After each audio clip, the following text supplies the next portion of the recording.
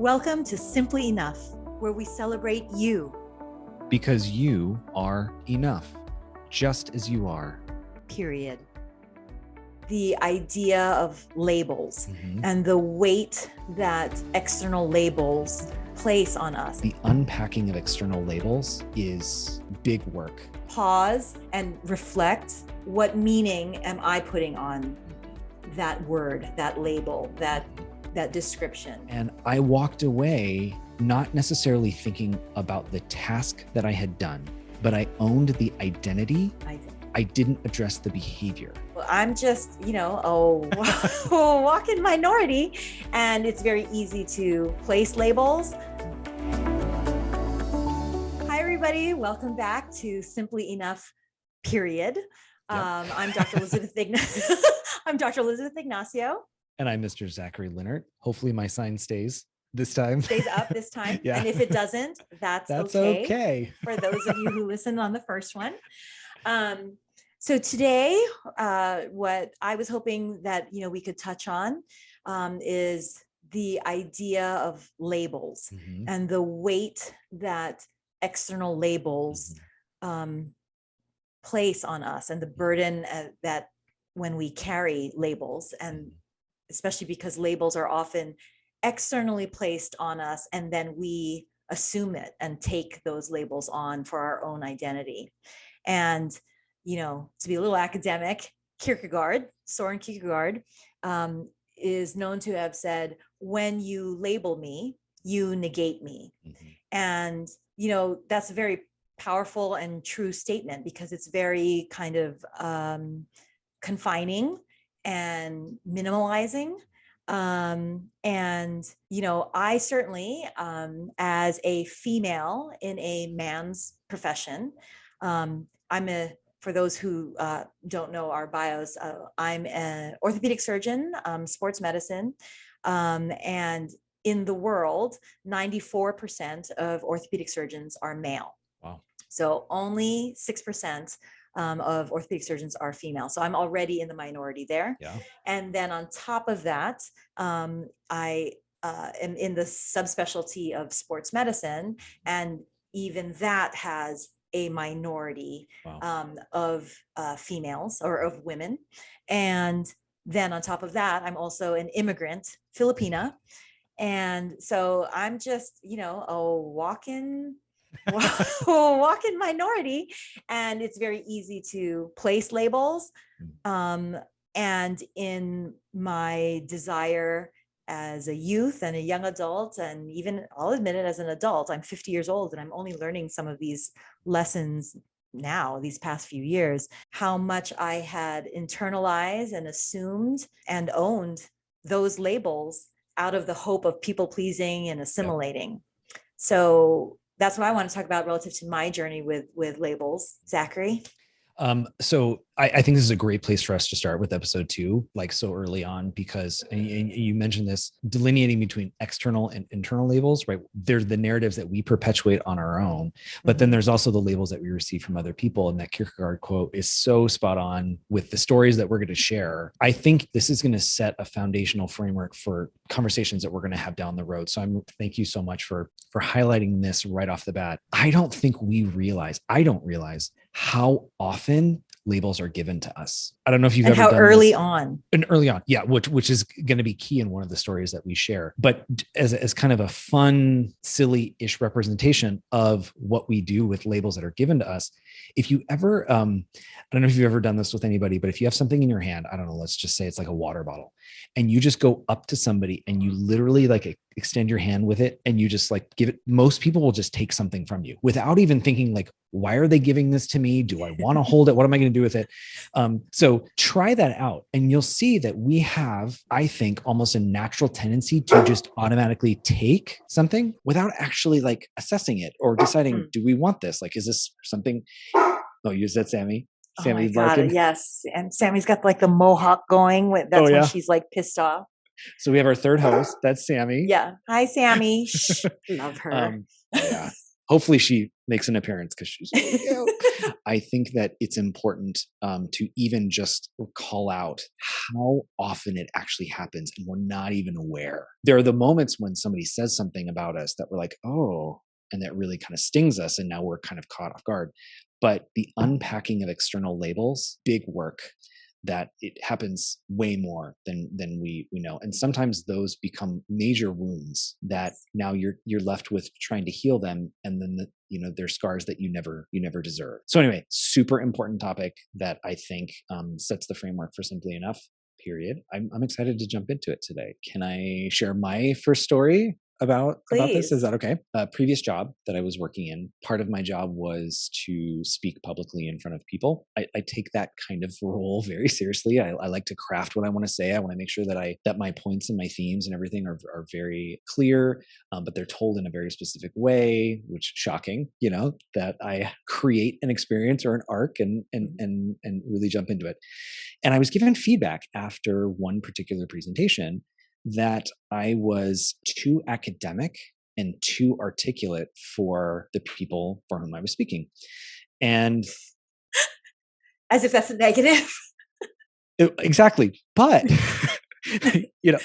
so that it put people off, that there was a distance between my message and them that did a disservice to what we were trying to do as an organization. And I walked away from it because the intention of the person that was giving me that feedback was seemingly to help better what I was doing, but what actually it felt like was a criticism of who I was, right? Mm-hmm. You are too blank, right? You are not enough blank. And too much of this or not enough of that. Exactly. Like what we talked about before, right? And I walked away not necessarily thinking about the task that I had done, but I owned the identity. I didn't address the behavior. But I also suspect that the person that was doing it, there was some intentionality to the way that they were characterizing me. And it really kind of wrecked me for a little bit because I am articulate and I do speak in an academic way. I was made to feel like that was bad, like that was a negative thing. So I couldn't write anything. And I was stuck. I remember the next presentation because I was trying to be somebody I wasn't. Right. Mm-hmm. I was given this label that I took that also didn't align with who I was. And now I was trying to live up to that label. And, we all experience writer's block. And I remember I just started writing my visceral response to being too academic. Well, you think that I'm too academic? Well, then I will. And I had this journal entry that was probably 5 or 6 pages long of just this cathartic release of this is not who I am. And yet, I still couldn't write the presentation. And even though I had that expunging of my response to it, it still crept in and stayed there enough that it inhibited me from doing what I actually needed to do, which was create a speech and then also just own, okay, this is who I am. That's not how I see myself. I can try some things, but ultimately I got to remain true to myself. So one small story connected with this idea of labels and somebody external labels and the negation, to Kierkegaard's point, of who I was because of that label that came to me. And that negation then puts you in a position where you had to feel like you had to change yourself to fit in rather than belong. And Brene Brown makes a very great clarification between the two because, colloquially they might sound the same, but they're actually quite different. Yes. So fitting in is where externally there are expectations or norms, and if you are too much of something or not enough of something, you change yourself, that square peg fitting in the round hole so that you can literally fit in the round hole. And that's changing yourself. And how hard is that versus recognizing your me, who you are, recognizing your I, yourself, and belonging. And that's where you are you at your best self. Doesn't mean that there isn't room for pivoting, shifting, improvement, or anything like that, but it's still the essence of who you are. And that's where you belong as opposed to fitting in. Curious, now looking back, and you have different mindset and perspective of labels and when they're plunked on you, what would you think or feel differently now if that situation occurred right now? So it's funny you say that, because when I would give these presentations, I would dress like how I would want to dress, which, I like some nice shoes and some form-fitting clothes and something very stylish. I would wear a bow tie. And immediately after, I was like, oh, maybe I need to look more like this part, right? And my speech needs to be different. My clothing needs to be different, all this. So there's something clearly wrong with me that I don't fit in. I ended up talking with somebody like a week later who was in the audience, and their initial reaction was, oh, you're the guy with the bow tie. And it kind of like triggered me in a good way, which was like, no, that's memorable. Yep. Because that's who I am. So I think looking back, for the position and the intention of what we were trying to do, I couldn't see that my approach to being articulate and academic was actually serving our purpose. And that was the response, which is, no, this is the job that we have to do. And this is what I feel is the best way to do the job. Are there like minor tweaks or something strategically that we can do? But I'm honoring what needs to be done. Maybe the environment or the situation needs to change rather than the person who's delivering the message. So I didn't have that perspective, right? That like what I offered was actually exactly what was needed at that point. In retrospect, I will take that with me, like rather than immediately go to a place of like, oh, I have to change. There's something wrong with it's like, no, wait a minute, actually. Hold on. Let's assess the entire situation before I walk away feeling like there's something wrong with me. Right. You didn't take that on immediately. And that's a tool, the words that I usually use for that kind of mindset or perspective is, what meaning are you placing on that? So let's say, okay, let's take me. Okay. So female in a man's world. Okay. I'll say this. The word bitch. Okay. Oh, right. Yeah. No question that the word bitch, when it's said in a certain manner, is meant to be super demeaning, derogatory, condescending, minimalizing. And and by the way, everybody, please don't call me I don't want to be called a bitch, but I'm just saying, like, to put meaning on it.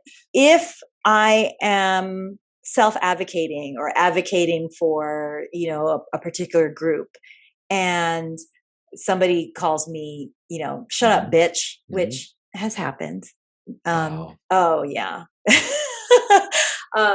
If I take on the meaning that they mean it to be, which is, derogatory and that kind of stuff, the meaning that I put on that, yes, then that can be demeaning. But if I, in my own mind, say, well, if what you mean is bitch because I'm strong and I'm assertive and I stand up for what I believe in, and especially if because of whatever position I have a voice for those that might not, then call me Dr. Bitch then. Right. Yeah. It's the different meaning, yes. right? It's what is the meaning you're putting on it? Yes. So failure, for example, since we talked about in the last episode, perfectionism and being afraid to fail and that kind of stuff. That's a problem. That's a pattern. That's a thought process that we've learned and that we've accepted is failure, is bad.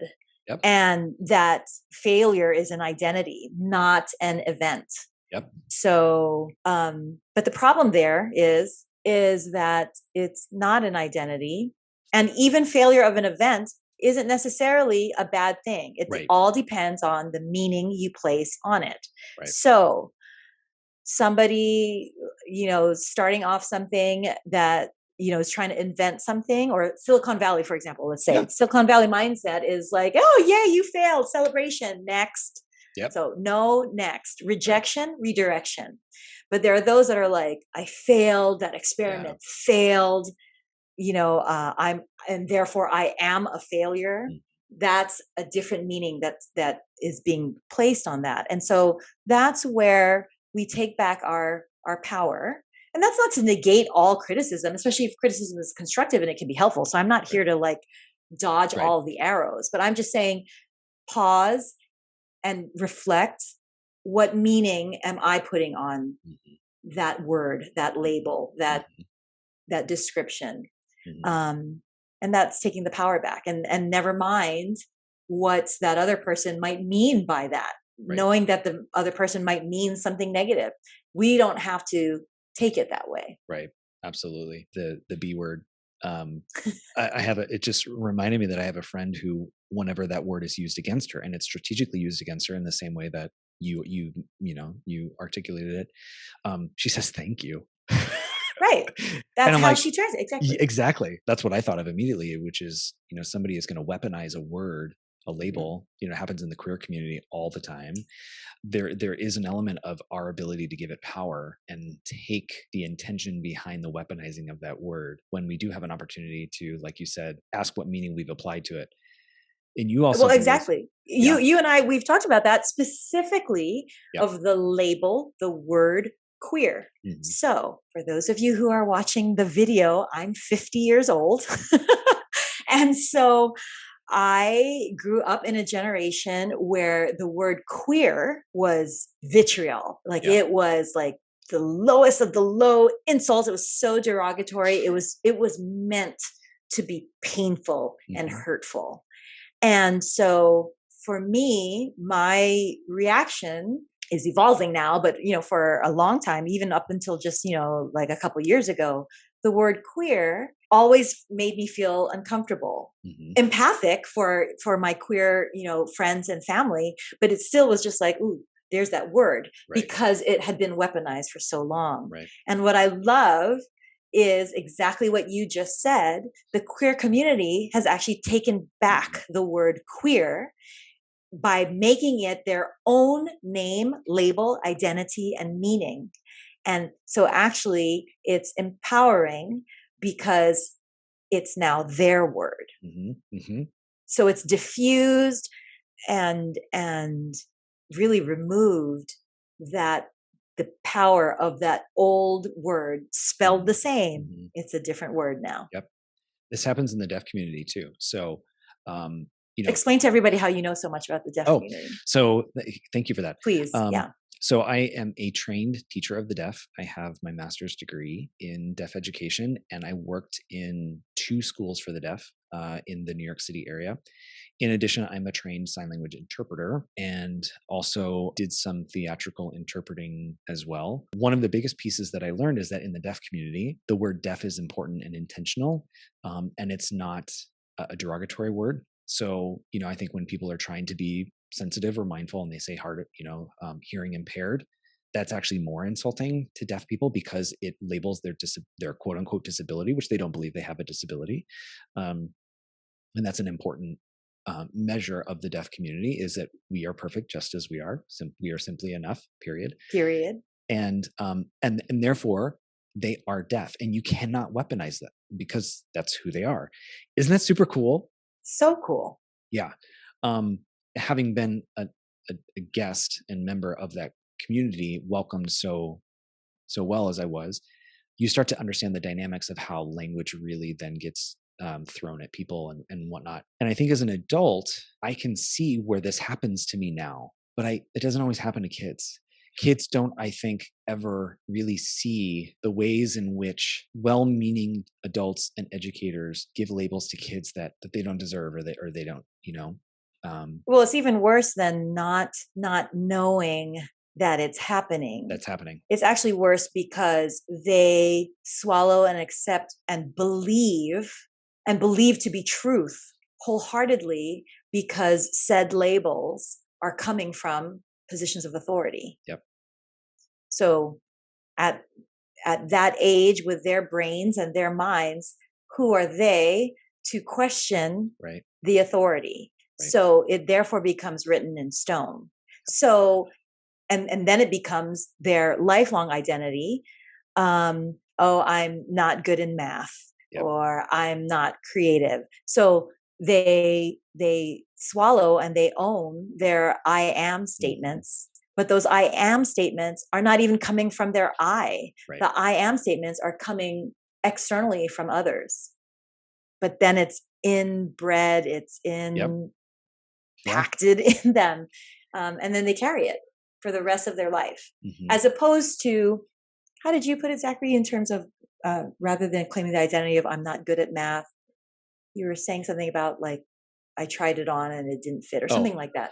Yeah. So when my philosophy is very much about an identity-based education, and it may seem contrary to what we're talking about, but it is an opportunity to allow individuals, students, to see all of the identities that they have potentially, and then their ability to choose whether or not it fits with them or not. Right. Mhm. So it's not the school saying, you are not a good artist, you are not an engineer, you are not this, or you, it's okay, here are all your opportunities. You can try out, being a musician, you can try out being an athlete, you can try out being an engineer. And then we're going to strategically put places along the way to help you see, okay, you just wrote a book, you're an author, right? Or you just created art, you're an artist. And then let the student try it on and say, that doesn't really fit. Like, yes, I may have done that, but I don't feel like I am an artist. That is what I mean by identity-based education, which is the opportunity for someone to decide for themselves what fits or doesn't fit, rather than somebody imposing that upon them. And then they walk away from it feeling like, I'm a terrible artist because my teacher said, or my school said, or I got this grade, some external metric or assessor deciding for me, which I think is bullshit. So sorry, Right. I'm just gonna Exactly. say it. It's bullshit. I firmly believe that, especially in the crucial early childhood and elementary years, it's all about exposing children to just the plethora of opportunities that they have, but that doesn't always happen, right? It doesn't always happen when they're young, and then they carry it through adulthood, because let's take the label success Yep. or successful. Yep. Right. Well, by like you said, in terms of grades and awards and that kind of stuff in school, by whose metric? Yep. Right. So success can be very different for each individual person, although collectively it seems to be measured as what's your title, what's your salary, what's your possessions, right? What's your acquisitions? But that's still all external. And this is where, pursuant to what you were saying as a child, and they're trying things on and seeing what fits, this is where, rather than chasing or pursuing success, chase satisfaction. Pursue satisfaction, because success is external, satisfaction is internal. And that's truly what resonates with one's self, with one's inner being, one's alignment with the divine. Pursue satisfaction. Then again, I often have to say this to my coaching clients. It's not about complacency, right? One can be satisfied and in this place of joy and satisfaction, yearn for more, but it's coming from a place where you're being pulled in the same manner of satisfaction, as opposed to this push and this drive and this run for success, which is some external validation. And interestingly, there's a psychological study in terms of happiness. And, in the last episode, we talked about happiness versus joy, and how happiness is very circumstantial. And so they took different demographics. We've talked about this, different demographics in terms of household income. And you had I'll simplify, the poor, middle class, upper class, and then the uber wealthy. Yeah. And interestingly, the demographic that scored the lowest on the happiness scale, again, circumstantial, was the high end of the upper class. So it wasn't even the poor, again, forgive the labels, but I'm just stratifying for simplicity's sake. It wasn't the poor, it wasn't the middle class, and it wasn't the uber wealthy. Ones who ranked lowest on happiness was the high end of the upper class, because they kept looking and comparing. And Theodore Roosevelt said, comparison is the thief of joy. They kept looking and comparing to the uber wealthy, and they felt not enough. Yet they were at the upper end of the upper class, but still just, weren't quite in the uber wealthy, and they were unhappy, or at least scored lower on the happiness scale. Wow. Because it's this elusive chase of external success, as opposed to recognizing and feeling satisfaction. One can always want more, but still feel satisfied and recognize and be grateful for what you already have is enough, and who you are is already enough. You are more than your labels. You are more than your titles. You are more than your resume. You are more than your grades. You are more than your possessions. Just as you are enough. Period. You say this often, and I think now is a really good time to lean into it. the idea of being pushed or pulled. And when we think about label assignment, there's, I think, no clear way to articulate it. Sometimes we are pushed into a label or we are pulled into one. And that to me is such a clear representation of the idea of when something doesn't feel like it fits, when you're pushed, versus something when you feel pulled. And I know you were talking more about satisfaction and whatnot. I see a connection, and it just came to me that, when I was told I was too articulate or too academic, I was pushed into an area that didn't fit for me. And then I was like, oh, okay, this is true, which it wasn't, right? But like, I just assumed it to be true. And now I'm stuck with this like really uncomfortable feeling of like, but this is who I know myself to be. And this is what I was told I am. And that, okay, well, I got to be more like that. That doesn't, rather than, no, this is where I feel pulled. This is where I feel drawn to. I just wonder how often that happens to people. And I wonder, and perhaps I'm projecting because maybe this was not what you did, but I wonder, Zachary, did you feel like you had to go? Because again, on that scale of too much of something or not enough of another, did you feel that you had to go from like super articulate to, significantly less so, meaning the opposite end of the spectrum? Okay. And that's a lesson for all of us, for us to carry in our own situations in life, which is rather than going by this polarity and dichotomy of all or nothing, black and white, either or. Yeah. You still keep who is truly you, articulate, incredible thesaurus vocabulary. And if you wanted to, because it's not that we're shunning all criticism, if there's constructive help in it, we always, would want to be open to it, then just be more cognizant and be aware that, okay, well, I'm still going to, keep my speeches the way that I'm used to writing, but I'll just be more aware. And that if there's a different way of saying the same thing, I'll introduce and pepper my speech with that. And that way it's an owned compromise. So you're owning that compromise as opposed to trying to have to go all the way to the opposite extreme to fit in. And that's kind of like, when we talk about simply enough also, the perception on this similar spectrum of anything associated with self is selfish and exclusive and exclusionary. So what are you? If you have self-worth and self-love and self-value, you're full of yourself and you're a narcissist and there's nothing that you can do wrong. And then the other end of the spectrum is not enoughness, where I'm no good, nobody loves me, I'm a failure, nothing ever works out for me, and that kind of thing. Rather than feeling like, as many people do, this resistance to like, what? You want me to love myself? What? You want me to have self-worth? And what? You want me to have self-value and advocate for myself? That's such a big leap for so many that, okay, fine. If we can't get to I am enough yet, then at least get to I am worthy. Right. Just as I am worthy.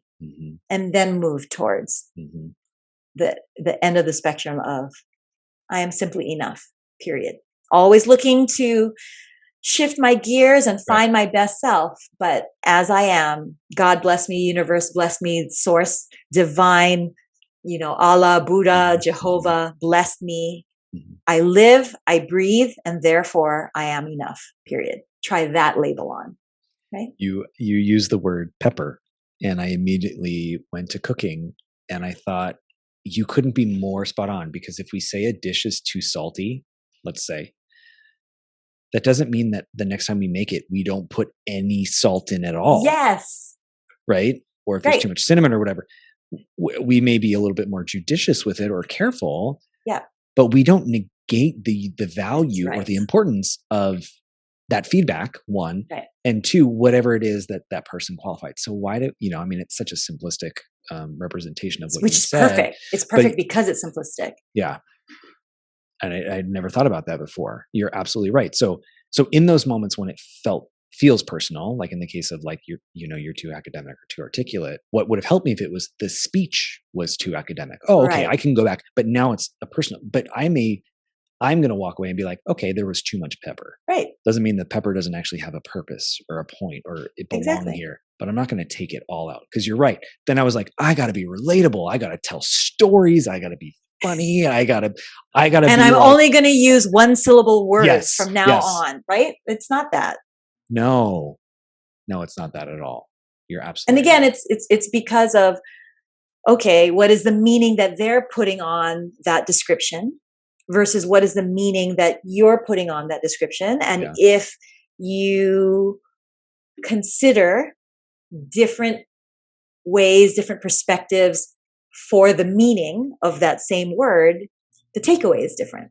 Yep. Yeah. Right. And, so labels, words have power, but that again, if we keep it external, it's like that metaphor of you're a ship, you're in the ocean, water sinks ships. So what? You're surrounded by all of this water, but what sinks ships is not the water, all of the water around it. It's what water is allowed in. That's what sinks ships, right? So don't let your ship sink. Water's all around. You can look at the water, you can appreciate the water because a ship's not going to float without that water. Isn't that interesting? You actually do need the water. Right. So you can see benefit and purpose and use of the water. But especially if the water is murky and dirty and muddy, you don't need to let that in. Right. But that, because if you do, that's what sinks ships is the water that's all around, you let it in. Yeah. So you just decide. So many good metaphors out of this conversation today. Yay! Yay! Really? Yeah. No, it really, really is. So often with you, my brain hits a saturation point where I now have like thoughts pinging and I feel like the sponge is full, and there's almost like a really kind of like a brain freeze and that good kind of ice cream way where you're eating it. You're like, oh, I can't eat anymore, but you. No, I don't know that. Yeah. Sorry. I have a sweet tooth. I have no idea what you're talking about. For some people, like myself, I'll just speak. When I eat ice cream, because readers, viewers and listeners. Yes. I have a sweet tooth. Should you wish to send me anything? Wink, wink. I kind of do, but I can't have dairy, so that limits like. That limits a lot. Yeah. But I like to bake, which is funny because I like to bake, but I don't really like to eat it. Ooh, that's why we make the perfect couple. We're the pod couple. Yes, we are. Right? We're the pod couple. I'll bake and then you enjoy. Yes, exactly. Oh, that's perfect. So sorry if the sponges reach a saturation point.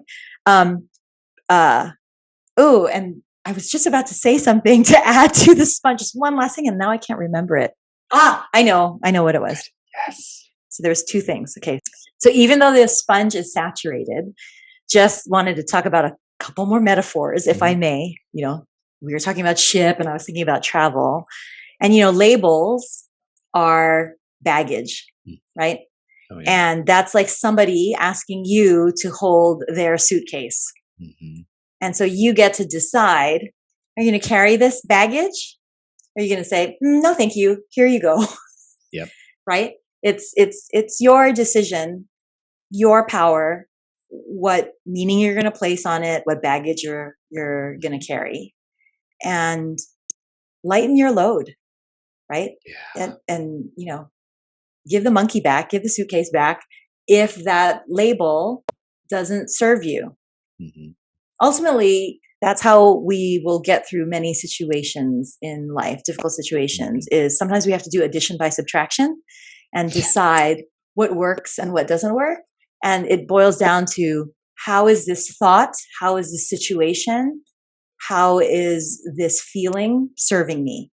And if it's not, then, addition by subtraction. One last thing too. Sorry. Yeah, sorry, Zachary, but one last thing before I forget, because I keep forgetting it, which is this. So labels, constructive criticism, again, what the meaning that we put on things. So just as much as there is benefit to constructive criticism, and we're the ones that have to pick apart, is it constructive or is it meant to be hurtful? And are we going to let it hurt us? Right. So we're very quick, interestingly, to be wary or cognizant of criticism. Mhm. But believe it or not, we actually might want to consider being just as judicious about compliments. Because again, that's all external. And so if we are needing and wanting and waiting for, Mhm. and I'm speaking for myself relative to, my childhood and, achievement, and people pleasing and that kind of thing. If we're waiting and wanting validation through compliments and we get it and yay, I mean, we can enjoy it, but the need for it, that's where we have to be judicious, because if the compliments go away, then what does that mean? That we have no value? No. So just as much as we are going to just observe criticism and decide what meaning we're going to put on it, that's the same thing relative to compliments, because compliments can be a label too. Oh, you're so, Totally. you're so busy, you're so giving, you're so whatever, all of these positive compliments. But if in any way that in and of itself, interestingly, is baggage, oh, now I need to live up to this. And, oh, what does this person want from me? Why is this person complimenting me? That kind of stuff. Yeah. If we can observe compliments just as much as we observe criticism, that is how labels lose their power. I love that you said, observe. Like they exist outside of you first. And you're absolutely right about an external label potentially seeming positive, or can be just as harmful as what would seem like criticism or whatnot. Thank you for that. Right. Just like the label nice, I'll say it especially as a girl, as a female, and I'll especially say it as a female Filipina. All the Filipinas in the house that are listening or watching, give it up, because you know what I'm talking about. The label of the nice girl. So first of all, that's quite disempowering. And as you know, I tell my kids, I don't want you to be nice. Be kind. Be kind. Very different. So nice, anybody can be nice. And the worst backstabbing mean girl can be nice, because that's, kind of a moment, just like happiness is circumstantial and joy is a state. Nice can be very circumstantial and very much based on the situation. Kind comes from intent. So the label of, oh, be the nice girl, be nice. There's actually oh, you're such a nice girl. There can be baggage in that. Oh, yeah. Right? Oh, yeah. And so again, it's the meaning that you put on said label, said compliment or criticism. And kindness, what I love about the delineation between the two is that to actually come from a place of kindness sometimes means you have to do something that isn't nice. Correct. Right. But it's all about the intention. And you can be nice and be doing something completely deserving to the other person. Yes. You're absolutely right. To your point about baggage, just what I wanted to share is that it's such a beautiful metaphor in the sense that, people ask me, because I used to be 215 pounds, right? So they were like, oh my gosh, you lost all this weight. Like, how do you keep it off? And what I tell them is what I would go to the grocery store and I would get 5-pound bags of potatoes and I would walk laps around the grocery store. So if I had lost 10 pounds, I would get 2 bags or so. Wow. So, and then I would put the bags back, right? And people are like, what's this crazy guy doing with these bags of potatoes? Or lemons. You could do lemons, you could, you could get watermelons, whatever makes you happy. The bags were nice because I didn't actually touch the vegetables, now in COVID time. And then I would walk and I was liberated.